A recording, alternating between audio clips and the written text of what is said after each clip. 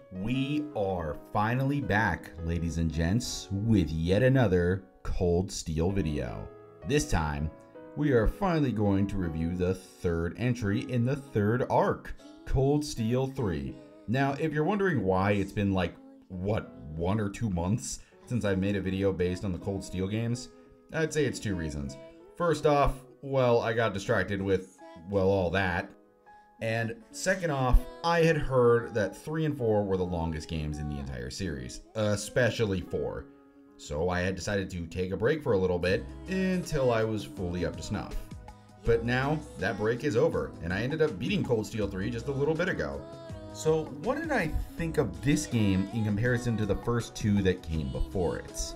After all, Cold Steel 3 is widely known as being the most divisive title of the entire franchise. Well, let's just say there's a lot I like about it, and some stuff I don't. Now, if you're curious about that, buckle up and join me on my review of Cold Steel 3. Okay, let's get right into it with my first bit of praise, and that is, without a doubt, just how much of a graphical upgrade Cold Steel 3 is in comparison to 2. See, Cold Steel 3 was the first game in the series to not only utilize an all-new engine, but was also finally moving away from the handheld to home consoles. So with the chance to work with much more power, you can bet that they took that and ran with it in the best way possible. Several areas look far better and much more detailed in both overworld and in battle. Some standouts were the remade Heimdall, or my absolute favorite being getting to revisit Crossbell in a fully realized 3D. Let me tell you, as a Crossbell Saga meat rider, it made me squeal pretty loudly. But above all else, the biggest improvement was in the character models. For an example, here's Cold Steel 2 Reen in a cutscene, and here is a shot of Cold Steel 3 Reen in a cutscene. You can see the difference almost immediately. There's much more detail in the model, the face has a better use of shading and lighting, and it may seem like minor aspects in the grand scheme of things, but as someone who's been beating these games back to back, the graphical evolution was genuinely jaw-dropping to see for this title. It honestly has me excited to see how much further they progress in that development. And with what I've seen of Daybreak, I've got a lot to look forward to. That's pretty much all I have to say about graphics, so I think it's time we move on to the gameplay aspect of Cold Steel 3 next. Now, like the Trails games before it, Cold Steel 3 takes the series' ever-evolving combat and adds new mechanics to spice things up. And while I do want to talk about the additions of combat, first off, I want to give a quick shout out to the all-new overworld mechanic, the Assault Actions, which act as an evolution to the normal stun mechanics introduced in Zero. So how do they work? Well, as you travel across the lands in Dungeons of Erebonia, you will come across different breakable objects like boxes, jars, or just plain old rocks.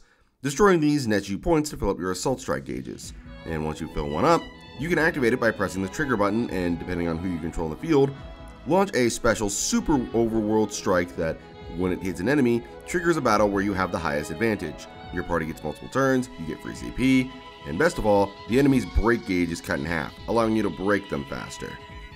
I should probably explain what the break gauge is, huh? Well, then I think it's time we talked about the combat changes then.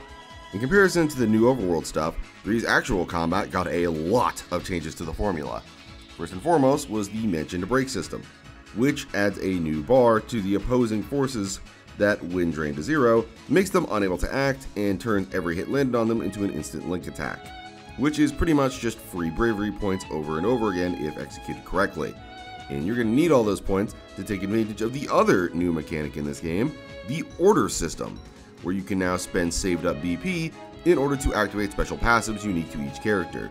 These orders can range from simple attack and defense buffs, to increased critical damage, to even things like fully reflecting attacks and allowing more turns. You can also use them whenever you want without it using a turn, but you only get a set amount of turns when it activates, so you have to plan wisely whenever you activate an order. And lastly, an aspect of the orbits have changed to where you can equip 2 Master Quartz instead of just 1, opening up a new venue of broken build potential. Mixing CP gaining increases with dealing damage was fun as fuck, I'm not gonna lie. And that's pretty much it for the first part of combat. Now let's chat about the changes to the mech combat. What, did you think I wasn't gonna bring it up? Come on, you know me better than that, you goofs. Anyways, the mech combat is mostly unchanged from how it was in 2, with a few changes in its formula, of course. For one, the mech battles now come with the addition of a break gauge that works similar to normal battles, where when it's broken, it's free damage time. But the much bigger change was the addition of controlling multiple mechs at the same time, each with their own aligned ally that can cast EX arts. Honestly, this addition was probably my favorite and a ton of fun, as it really helped spice up the mech fights. Having to focus on maintaining multiple units at once, instead of just focusing solely on Rean, made battles a lot more exciting and added in a bit more challenge to them, as you could no longer just spam something like Morning Moon to win. And that's pretty much it to the combat. So I think it's time to move on to characters and story next. Honestly, I loved both. Both the story and the characters, both old and new, are as top tier as always when it comes to Trails. All the cast I had grown to love are here, like Rean, Emma, Elisa, the important characters. But now, there's the introduction of all new characters through the creation of an all new Class 7. And the Class of 5 is actually rather interesting and very well handled, at points surpassing the original Class 7 in writing for me. So who are they?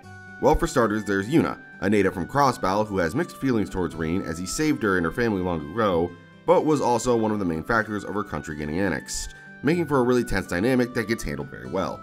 There's Kurt, a Vander who has lost his purpose after Osborne dismantled the Vander regime dedicated to protecting the royalty. Ash, a rough and tough badass who's revealed to be another survivor of the Hamel incident. Muse, a small-time noble who wants to bang Rean the brains out 6 ways to Sunday. He was just there for a cupcake, don't worry, officer.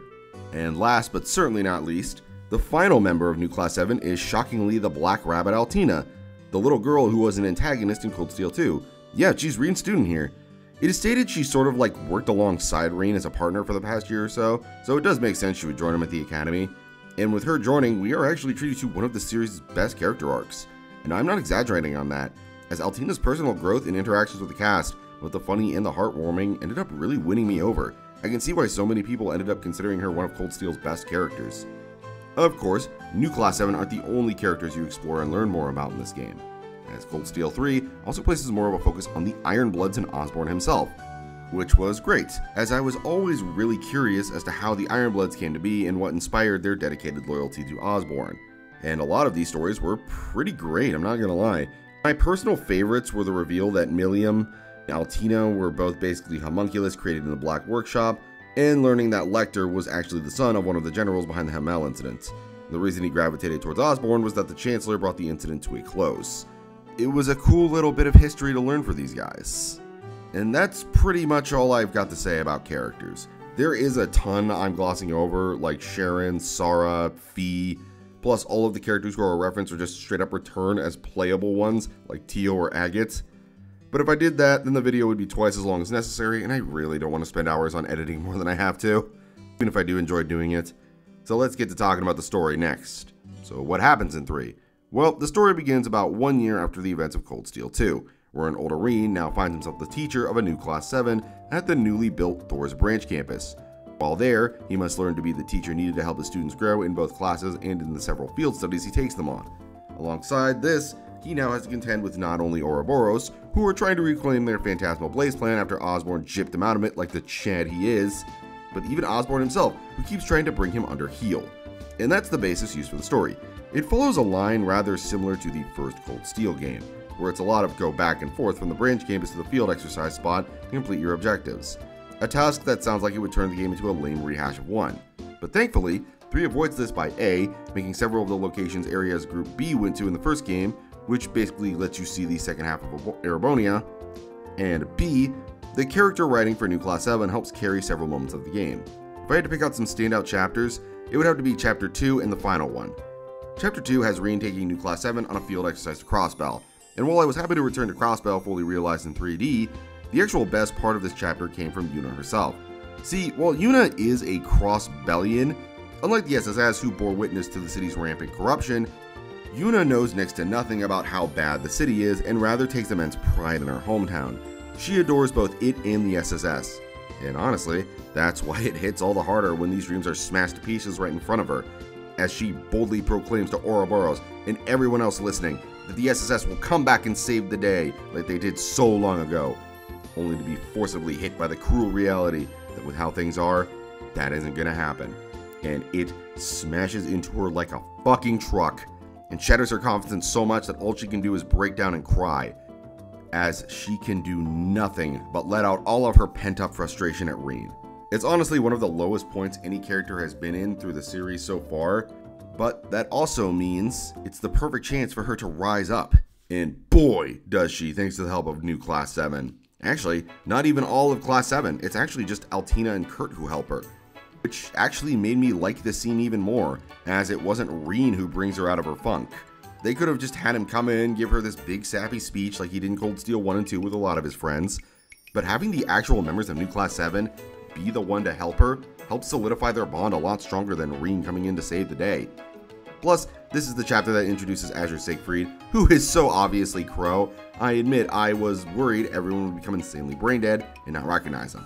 Thankfully, they don't take that route, and instead make everyone be in such heavy denial, which was a nice choice since this meant we didn't get the continuous announcements of, "Dude, I wonder whoever that stranger could be, Certainly it couldn't be Crow despite the fact he fucking looks like him and has his guns, and is the same height and build."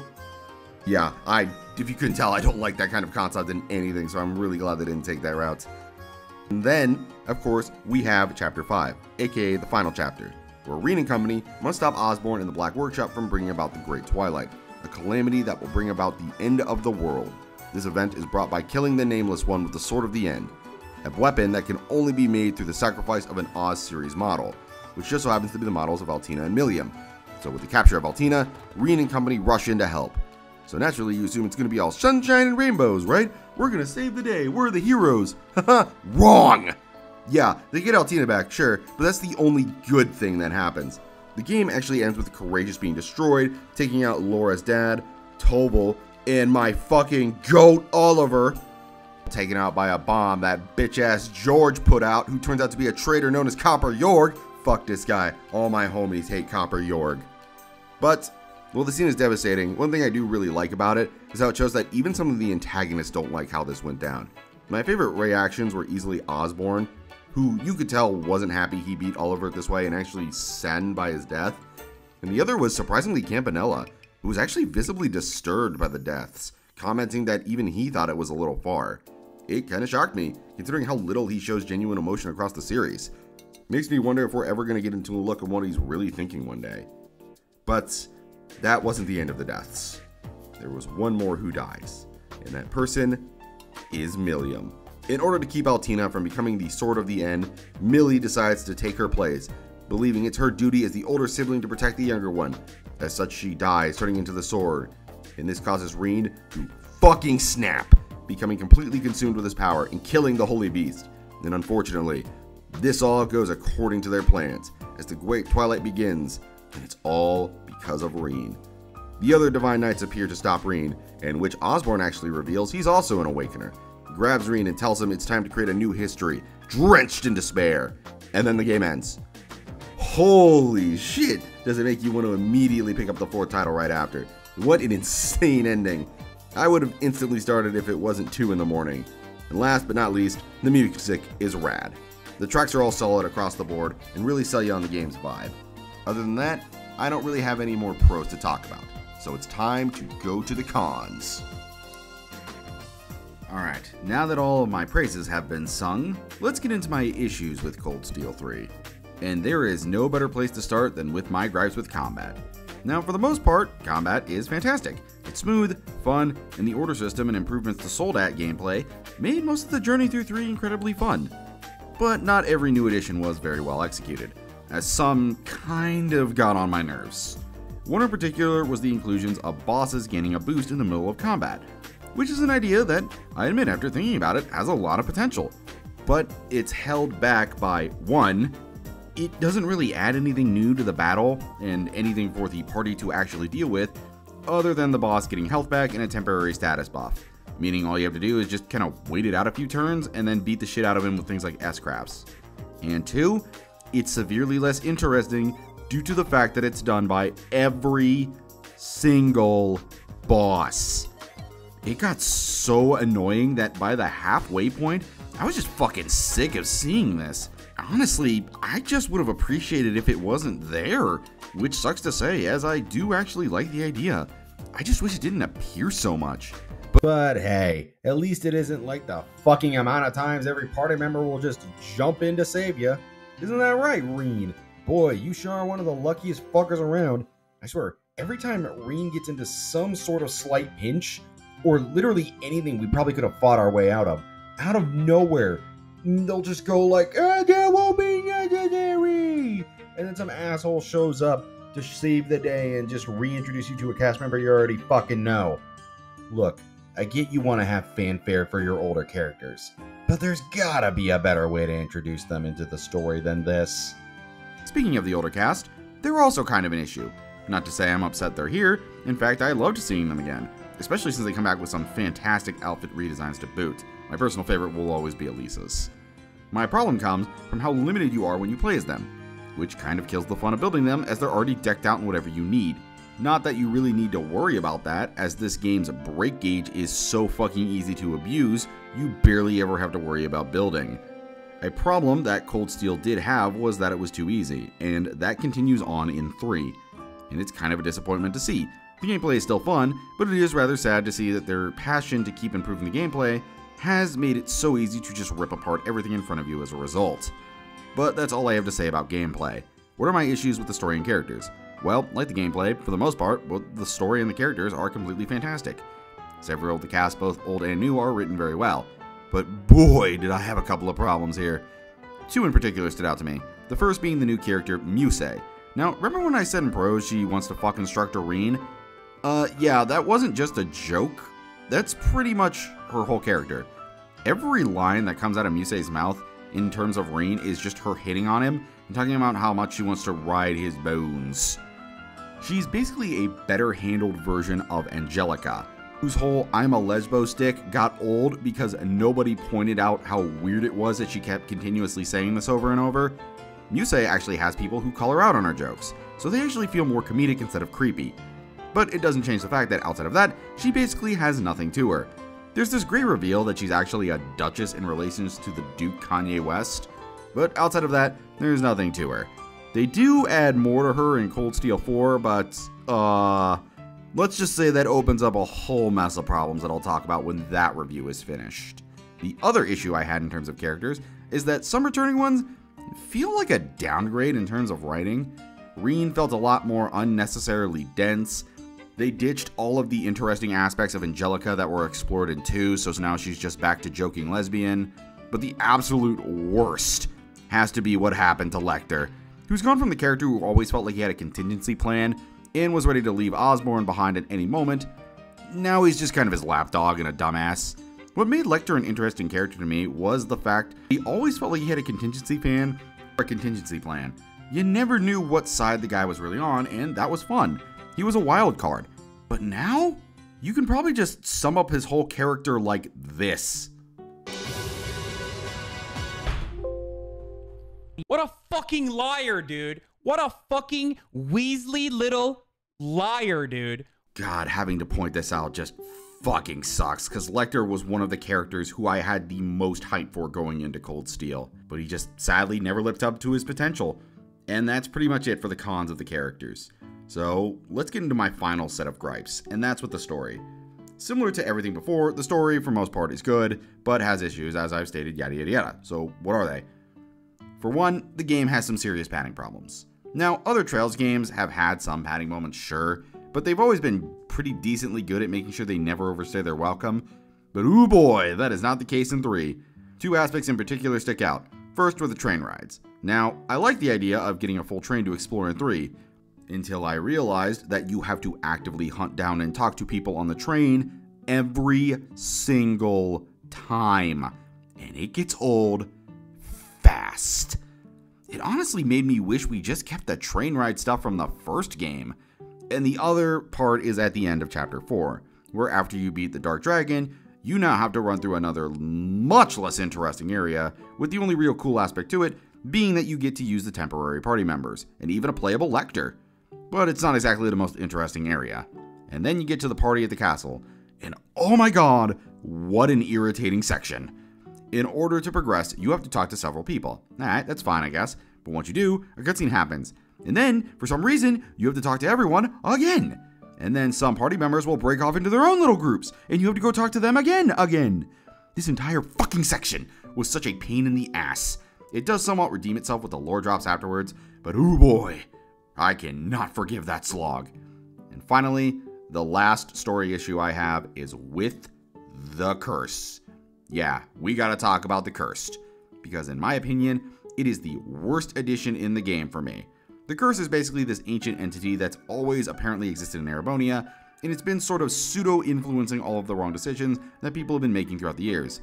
And being real here, I'm not a fan of it. I don't hate it, sure, but I much would have rather preferred that all of this evil shit that was happening in this country was more a result of just people being awful, instead of having a magic influence them a bit. I'm pretty far into Cold Steel 4 at the time of this recording, and thankfully in that one, they started adding a little bit more to it to make it more than just, oh, everything was kind of just the Curth's fault. But it still just feels like kind of a cheat code to explain why Erebonia's history is just so shitty.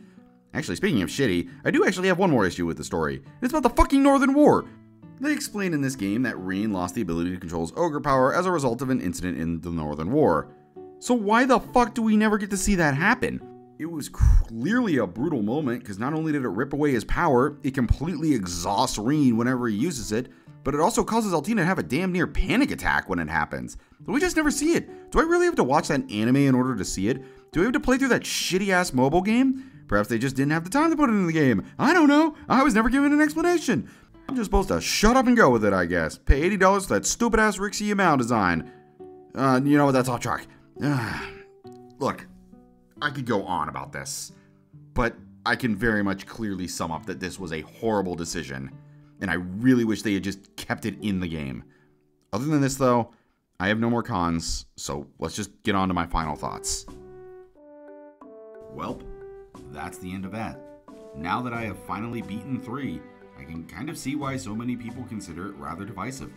It's got a lot of great things going for it.